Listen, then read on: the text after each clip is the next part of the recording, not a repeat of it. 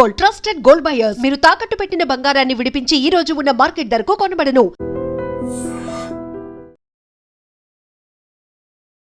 నమస్తే, welcome to iDream social spotlight with కవిత.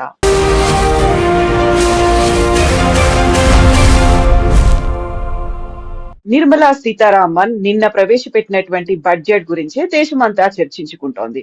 కేవలం దేశం గురించి మాత్రమే ఆలోచించారా, రాష్ట్రాల గురించి ఆలోచించలేదా? అందులోనూ పర్టికులర్ గా ప్రజల గురించి లేకపోతే తీసుకొచ్చేటువంటి సరికొత్త ప్రాజెక్టుల గురించి చర్చ ఎందుకు లేదు? అందులో బడ్జెట్ కేటాయింపులు ఎందుకు జరగలేదు అనే దాని మీద ఇప్పుడు చర్చ జరుగుతోంది. మనతో పాటుగా ఉన్నారు foundation for democratic reforms founder doctor Jayaprakash Narayana గారు. సార్ నమస్తే. సార్ నమస్తే కవిత. సార్, ఈ ఎప్పుడు మనం రెగ్యులర్ గా చూసేటువంటి బడ్జెట్ లాగా నిన్న అనిపించలేదు. రాష్ట్రాల కేటాయింపులు లేవు. యూజువల్ గానే ఎలక్షన్స్ ఎక్కడైనా జరుగుతున్నాయంటే ఆ రాష్ట్రాలకే బడ్జెట్ కేటాయింపులు అనేవి ఉండేవి. అలా కాకుండా చాలా సాదా సీదాగా ఉంది ఈ బడ్జెట్. కేవలం ఏవో లెక్కలు చెప్పుకుంటూ వెళ్ళిపోయారు తప్ప కేటాయింపులు లేవు అనేది. మీరెలా చూస్తున్నారు సార్ ఈ బడ్జెట్ ని? కవిత, మనం బడ్జెట్ అంటే మనం చూడవలసింది ఒకటి, ఆర్థిక వ్యవస్థ ఎట్లా నిర్వహిస్తున్నారు, ఎంత ఆదాయం వస్తోంది, ఎంత ఖర్చు పెడుతున్నారు, మరి పరిమితి మించి అప్పులు పెరిగిపోతున్నాయా, పిల్లల మీద భారం పెడుతున్నామా, ఆ డబ్బు ఎట్లా వినియోగం చేస్తున్నాము, రేపటి భవిష్యత్తుకి పునాదయం వేస్తున్నాం. ఈ 4 చూడాలి. దాంతోపాటు ఫెడరల్ వ్యవస్థలో మీరు అన్నట్టుగా రాష్ట్రాలకు నిధులు ఏ మేరకు వెళుతున్నాయి అన్నది మనం ఆలోచించాలి. ఒక్కసారి చూస్తే మొట్టమొదటిది, చాలా గడ్డు కాలంలో ప్రపంచం అంతా ప్రతికూల పవనాలు వీస్తున్నాయి.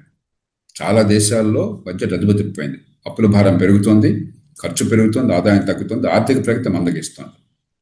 కానీ మన దేశంలో సమర్థమైన ఆర్థిక నిర్వహణ వల్ల గత 7-8 సంవత్సరాలు 10 సంవత్సరాల కారణంగా మనకి కోవిడ్ వచ్చినా కూడా, ఈ మహమ్మారి వచ్చినా కూడా, కోవిడ్ తర్వాత ఆనాడేమో అప్పుల భారం పెరిగిపోయింది. ఎందుకంటే ఆదాయం తక్కువ ప్రభుత్వానికి, ఖర్చు పెరిగింది. అటు వ్యాధి నివారణ కోసం, వ్యాధిని నిరోధక కోసం చెప్పని, రెండో పక్కన మరి ఈ కష్టాల్లో ఉన్నటువంటి సామాన్యులకి కొంత భరోసా ఇవ్వడం కోసం చెప్పని ఆదాయం తగ్గింది. అందుకని ఆనాడు మన అప్పుల భారం 9.2%. ఈ శాతం ఏమిటి? మొత్తం జాతీయ ఆదాయంలో 9.2% అప్పు చేశాము. ఆర్థిక మంత్రి నిర్వహణ వల్ల, ప్రభుత్వ నిర్వహణ వల్ల గత 4-5 సంవత్సరాలుగా క్రమక్రమంగా తగ్గుతూ వచ్చి ఈ సంవత్సరం 4.4%కి పరిమితం చేశారు. వచ్చారు 4.3%. ఒక 4-5 ఏళ్ల లోపల మొత్తం అప్పుల భారం దేశం మీద బాగా తగ్గే ఏర్పాట్లు చేస్తున్నారు. అంటే గొప్ప విజయాన్ని సాధించారు. మామూలు అంకెలు చెప్పడం తప్ప, అప్పులు పెరగడం తప్ప విజయం సాధించలేదు. తెలంగాణ తీసుకొని, ఆంధ్రప్రదేశ్ తీసుకోండి, ప్రతి సంవత్సరం అప్పుల భారం పెరుగుతోంది, ప్రతి సంవత్సరం లోటు పెరుగుతోంది, అప్పు తీసుకునే మొత్తం పెరుగుతోంది, ద్రవ్య లోటు అని చెప్పటం, ఫిజికల్ డెఫిసిట్, అది పెరుగుతోంది. కానీ జాతీయ స్థాయిలో తగ్గుతోంది. మన పిల్లలకు మంచిది. ఇది మొట్టమొదటి అర్థం చేసుకోవాలి. రెండోది, ఆదాయమో ఖర్చు గురించి మాట్లాడాం. మనం ఏ రకంగా ఖర్చు పెడుతున్నారు? పనికొచ్చే డబ్బా, లేకపోతే ఊరికే దుబారా ఖర్చా? దేశ చరిత్రలో ఎప్పుడు లేని రీతిలో రికార్డు స్థాయిలో పెట్టుబడులు పెంచారు. ఈ సంవత్సరం ఉదాహరణకు ప్రవేశపెట్టిన బడ్జెట్లో మొత్తం కలిపి 17 లక్షల కోట్ల రూపాయల పైచిలకు మౌలిక సదుపాయాలు కావచ్చు, రోడ్లు కావచ్చు, లేకపోతే రైల్వేలు కావచ్చు, ఇవన్నీ ఎక్కడొస్తాయి? ఇవన్నీ ఢిల్లీలో రావట్లా, రాష్ట్రాల్లోనే వస్తున్నాయి. ఇందాక మీరు ఉదాహరణ రాష్ట్రాలకు పెట్టుబడులు అని చెప్పని, ఉదాహరణకి 7 హైస్పీడ్ ట్రైన్స్ గురించి మాట్లాడారు. దానిలో 3 తెలుగు ప్రజలకు పనికొచ్చాయి. పూనా నుంచి హైదరాబాద్కి, హైదరాబాద్ నుంచి బెంగళూరుకి, హైదరాబాద్ నుంచి చెన్నైకి. ఎక్కడ వచ్చేది? ఢిల్లీకి పనికి వచ్చేది కాదు, మనకు పనికి వచ్చేది. అటు ఆంధ్రప్రదేశ్కి, తెలంగాణకి. ఎందుకంటే హైదరాబాద్ నుంచి బెంగళూరుకి వెళ్ళి రాయలసీమ నుంచి పోతుంది, హైదరాబాద్ నుంచి చెన్నైకి పోయేది కోస్తాంధ్ర నుంచి పోతుంది. కాబట్టి దానికి వేరే చెప్పక్కర్లా. ఊరికి ఆర్భాటం చేసి ఆంధ్రప్రదేశ్కి ఇచ్చాం, తెలంగాణకి ఇచ్చాం, ఇట్లా ఉండదు. ఇది జాతీయ బడ్జెట్. జాతీయ స్థాయిలో వాళ్ళ బాధ్యతలు వేరు, వాళ్ళ వనరులు వేరు. రాష్ట్రాల్లో బాధ్యతలు వేరు, వనరులు వేరు. దాని తగ్గట్టే ఢిల్లీ నుంచి డబ్బులు వస్తాయి. ఇక తర్వాత చూడవలసింది, జాతీయ స్థాయి నుంచి ఏ మేరకు రాష్ట్రాలకు వస్తుంది. నేను యాక్చువల్ అంకెలు చెప్తున్నాను మీకు. ఈ సంవత్సరం 26,20,769 కోట్ల రూపాయలు రాష్ట్రాలకి ఢిల్లీ నుంచి బదిలీ అవుతుంది. 26 లక్షల కోట్ల రూపాయలు. 74 అంటే ఏం మాట్లాడుతున్నాం మనం? లక్షల కోట్ల రూపాయల చిలపెంకులా కనిపిస్తున్నాయి మనకి. దీనిలో అంటే దాన్ని అర్థం చేసుకోవాలంటే, జాతీయ స్థాయిలో వచ్చేటువంటి పన్నుల వాటాలో 59.6% అంటే 60% రాష్ట్రాలు పెడుతుంది. మొత్తం జాతీయ స్థాయికి వచ్చే పన్నుల ఆదాయంలో 60% రాష్ట్రాలకు పోతుంది. పన్నులు కాకుండా మిగతా ఆదాయం లెక్క పెట్టినా కూడా 56% రాష్ట్రాలకు పెడుతుంది. హ్మ్. మరి దీనిలో అన్ని రాష్ట్రాలు ఇక మరి జాతీయ బడ్జెట్లో మీ ఊరికి ఎంత ఇచ్చాం, మీ జిల్లాకి ఎంత ఇచ్చాం, మీ మండలాకి ఎంత ఇచ్చాం రాస్తారా? అదే మనం చెప్పాల్సింది. కాబట్టి దీనిలో ఏంటంటే విషయం తెలియకుండా ఇక ప్రతికూల పరిస్థితుల్లో అమెరికా వాళ్ళేమో మన మీద 50% టారిఫ్లు వేశారు. ఎగుమతులు అమెరికాకి ఆగిపోయినాయి. మరి ఇది ప్రపంచం అంతా ఒక ట్రంప్ గారి పుణ్యం అత్తరకొత్తలం అవుతోంది. యుక్రెయిన్ యుద్ధం వల్ల కానీ రేపు ఇరాన్లో రావచ్చు, మరో చోట రావచ్చు, ఏమవుతుందని గందరగోళంగా ఉంది. ఈ పరిస్థితుల్లో భవిష్యత్తు పదిలపరచడం కోసం ఏర్పాట్లు చేయాలి. రాబోతున్న కాలం ఆర్థిక ప్రగతి ఏర్పాట్లు చేయాలి. చాలా పకడ్బందీగా ఏర్పాట్లు చేశారు. బడ్జెట్లో కొరతలు లేవు కాదు, నా దృష్టిలో 2 కొరతలు ఉన్నాయి. ప్రభుత్వ రంగ సంస్థలను ప్రైవేటీకరించడం అసలు పెద్దగా పట్టించుకోవట్లేదు. 70 లక్షల కోట్ల రూపాయలు ప్రభుత్వ రంగ సంస్థల్లో మునిగిపోయింది. మన డబ్బు, ప్రజల పన్నుల డబ్బు అక్కడికి పోయింది. మనం ఏమవుతుంది, ఇప్పుడు డబ్బులు లేక పెట్టుబడుల కోసం చెప్పిన అప్పులు చేయాల్సి వస్తుంది. మళ్ళీ ప్రజల మీద భారం పెడుతుంది. దాన్ని ప్రైవేట్ రంగానికి కనుక బదిలీ చేసినట్టయితే డబ్బులు వస్తాయి, సంక్షేమానికి ఖర్చు పెట్టచ్చు, అప్పుల భారం తగ్గుతుంది, పెట్టుబడులకు ఖర్చు పెట్టచ్చు. అంతకు మించి ప్రభుత్వం దగ్గర ఉంటే సరిగ్గా నిర్వహించట్లే, ఏదో ముక్కుబడిగా నిర్వహిస్తున్నారు. అదే ప్రైవేట్ రంగంలో ఉంటే విపరీతంగా మార్కెట్ షేర్ పెరుగుతుంది, టర్న్ ఓవర్ పెరుగుతుంది, లాభాలు పెరుగుతాయి, ప్రభుత్వానికి పన్నులు పెరుగుతాయి, ఆర్థిక వ్యవస్థ పెరుగుతుంది, ఆర్థిక ప్రగతి పెరుగుతుంది, ఉద్యోగాలు కలుగుతాయి. దాని మీద పెద్దగా ఆలోచించట్లా, భయపడుతున్నారు, రాజకీయంగా ఇబ్బందులు అవుతాయని చెప్పాను. రెండవది, చిన్న పట్టణాల మీద గట్టిగా దృష్టి పెట్టాలి. ఆర్థిక మంత్రి గారు చిన్న పట్టణాల గురించి మాట్లాడారు, టైర్ 2, టైర్ 3 సిటీస్ మాట్లాడారు, కానీ పెద్దగా వ్యూహాత్మకంగా గట్టిగా ప్రయత్నం కనిపించలేదు. ఎందుకంటే 90% మన దేశంలో అసంఘటిత రంగంలో నెల జీతం లేని వాళ్ళు, ఉద్యోగ భద్రత లేని వాళ్ళు ఉన్నారు. ఎక్కడికక్కడ ఏ జిల్లాకు ఆ జిల్లా, చిన్న పట్టణాల్లో ఇవాళ కరెంట్ ఉన్నది, కంప్యూటర్లు ఉన్నాయి, డిజిటల్ టెక్నాలజీ ఉన్నది, టీవీ ఉన్నది, రోడ్లు ఉన్నాయి. మనం ఇక్కడ అన్నీ ఇక్కడ హైదరాబాద్ పెట్టాల్సిన అవసరం లేదు, చెన్నైలో పెట్టాల్సిన అవసరం లేదు. ఆ చిన్న పరిశ్రమలు, చిన్న ఆదాయాలు వచ్చి అక్కడ పెట్టేస్తే సంఘటిత రంగంలోకి పెడతారు, మధ్యతరగతి వర్గాలకు తయారవుతారు. దాని మీద కూడా దృష్టి పెంచాలి. కానీ నిజమైన సమస్య రాష్ట్రాల్లో ఉంది. కొన్ని రాష్ట్రాలేమో చాలా జాగ్రత్తగా ఆరోగ్యంగా, ఆర్థిక వ్యవస్థను ఆరోగ్యంగా కాపాడుకుంటున్నాయి. ఉదాహరణ గుజరాత్, మహారాష్ట్ర, ఒరిస్సా, చాలా మేరకు ఉత్తరప్రదేశ్ లాంటి రాష్ట్రాలు. కొన్ని రాష్ట్రాలు ఆర్థిక పరిస్థితి అధ్వానం చేసుకుంటున్నాయి, అప్పుల భారాన్ని పెంచుకుంటున్నాయి, అప్పుల డబ్బంతా కూడా దుబారా ఖర్చు చేస్తున్నాయి, లేదా తాత్కాలికంగా తయారు ఖర్చు పెడుతున్నాయి, ఆర్థిక ప్రగతికి పెట్టుబడి పెట్టట్లా. తెలంగాణ మనం చూసాం, చాలా సంపన్న రాష్ట్రం, ఇవాళ జీతాలు ఇవ్వడం కష్టంగా ఉంది.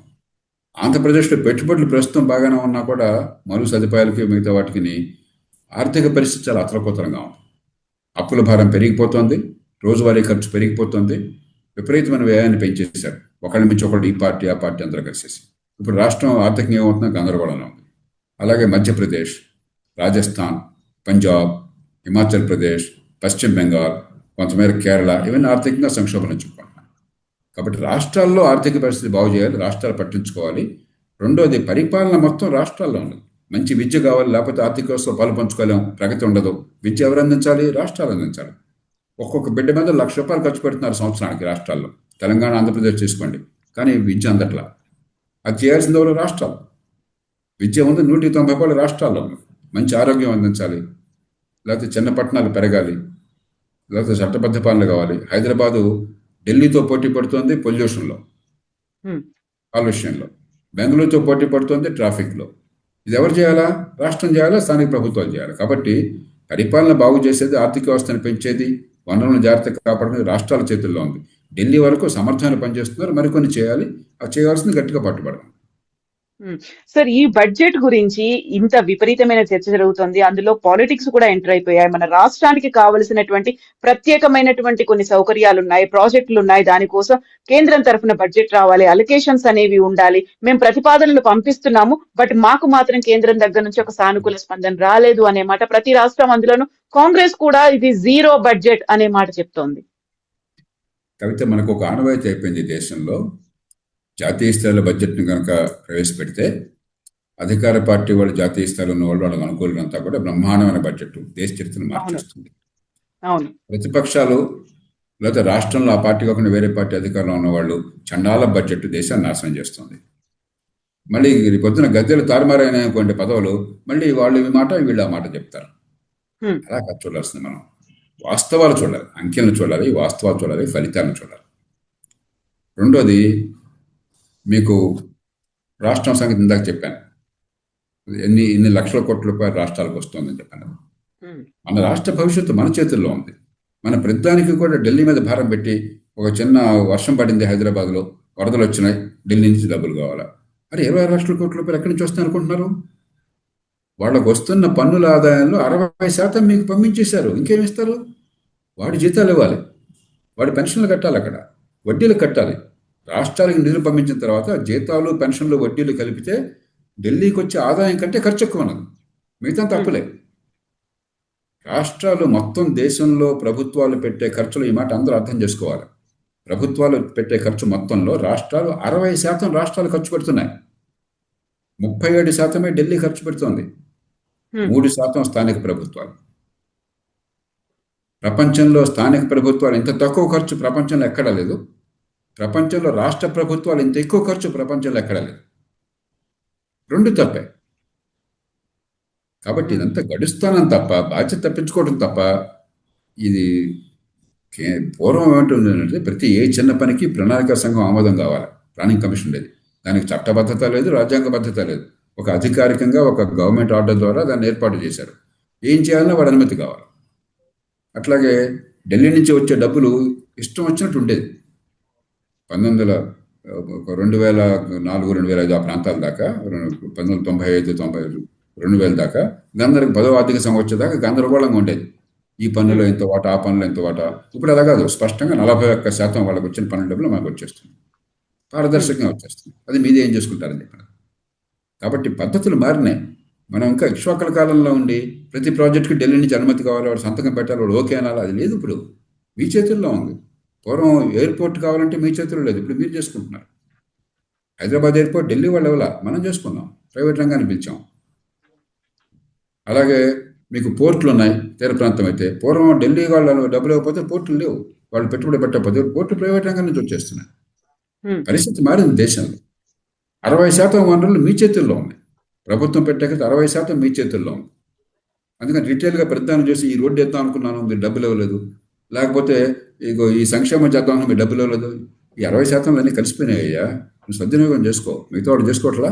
సో ఇన్నేళ్ల ఎక్స్పీరియన్స్ లో మీరు ప్రతి సంవత్సరం ప్రవేశపెట్టేటువంటి బడ్జెట్ ని చూస్తున్నారు సార్. నిన్నటిది బడ్జెట్ ఏమో ఎంటైర్లీ డిఫరెంట్ బడ్జెట్ అనేటువంటి ఒక వాదన వినిపిస్తోంది. మీకు ఎలా అనిపించింది సార్ ఈ బడ్జెట్ నిన్న బడ్జెట్లో కొత్త ఏం లేదు, ఆర్భాటాలు లేవు,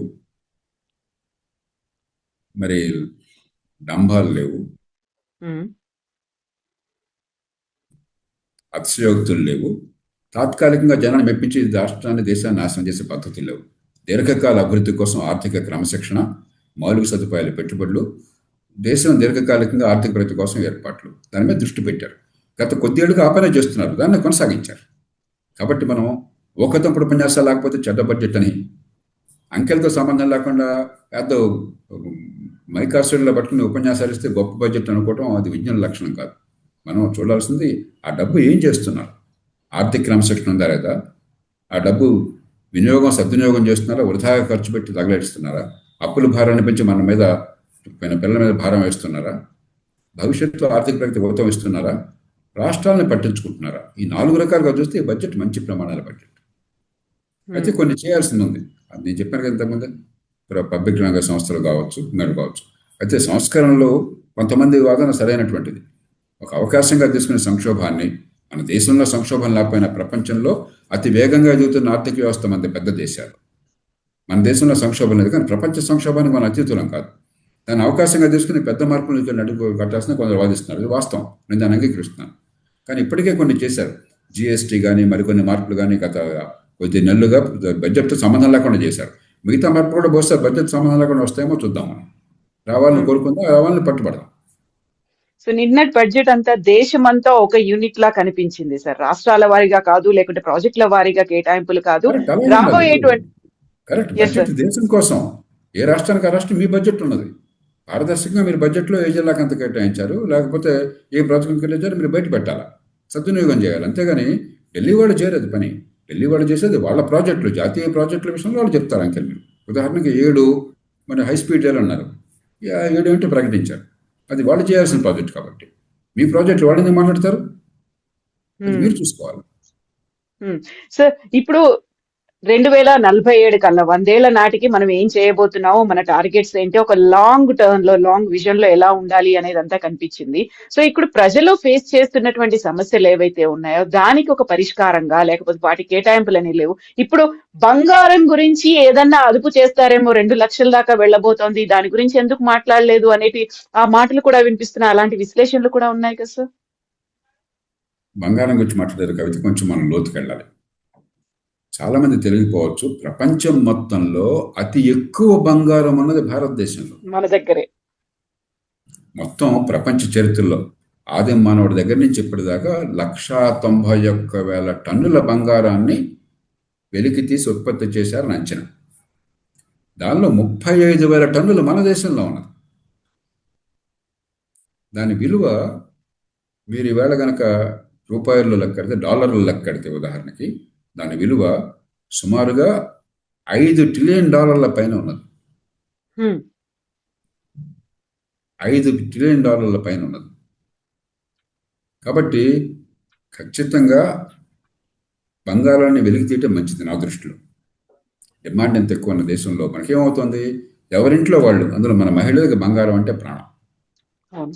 ఎవరింట్లో వాళ్ళు బంగారం ఉంచుకుంటారు, మంచిదే. ఎందుకంటే రేపు పొద్దున ఎలాంటి పరిస్థితి వచ్చినా కూడా మనకి జీవితంలో భరోసా ఉండాలంటే బంగారానికి విలువ తగ్గదని నమ్మకం ఉంది కాబట్టి.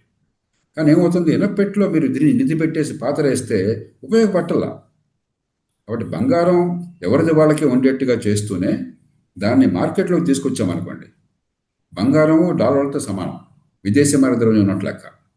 కొంతైనా బంగారం బయటకు వచ్చిందనుకోండి, మీ బంగారం పోకుండా, మీ బంగారానికి ఇప్పుడు ఏమీ రావట్లా, మరి సంవత్సరానికి ఎంత కొద్దిగానే మన వడ్డీ ఇచ్చారనుకోండి, బంగారం మన చేతుల్లో ఉంటుంది, మన పేరుతో బ్యాంకులో ఉంటుంది, మన కొద్దిపాటి వడ్డీ అదనంగా ఆదాయం కూడా వస్తుంది. ఆ పద్ధతి తర్వాత భద్రంగా ఉంటుంది, ఇంట్లో మన దొంగతనం చేస్తారని భయం ఉండదు. అలా పెట్టున్నాం అనుకోండి, అప్పుడేమవుతుంది, కొన్ని 10 లక్షల కోట్ల రూపాయలు మార్కెట్లోకి వస్తాయి.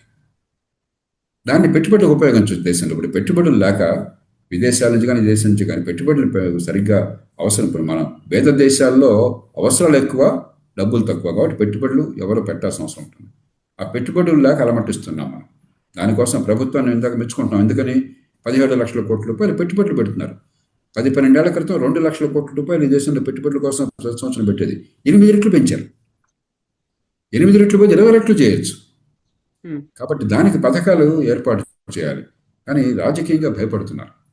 బంగారాన్ని బయటకు తీసుకురండి అని చెప్పంటే ప్రజలు ఎదురుతారన్న భయంతో ప్రభుత్వాలు మౌనంగా కూర్చుంటున్నాయి. బంగారం రేటు మన ప్రభుత్వం చేతుల్లో లేదు.